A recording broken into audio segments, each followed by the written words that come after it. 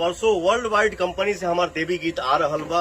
आप लोग अपन ढेर सारा दुलार प्यार और आशीर्वाद दीजिए। प्रेम से बोलिए सच्चे दरबार के।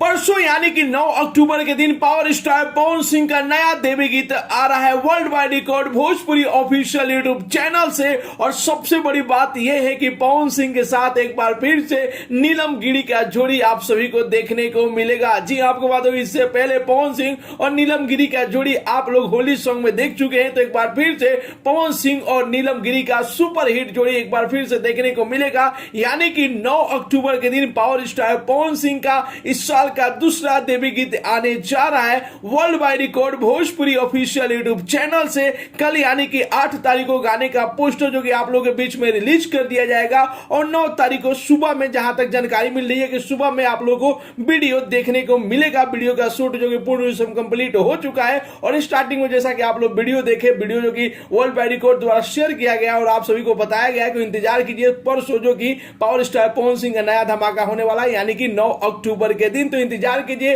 और स्टार्टिंग में जो आप लोग पवन सिंह और नीलम गिरी का वीडियो देखे, आप लोगों को कैसा लगा अपना राय जरूर ही कमेंट बॉक्स में बताइए। मिलते अगले वीडियो में एक नया न्यूज के साथ, तब तक के लिए बाय बाय, टेक केयर, जय हिंद।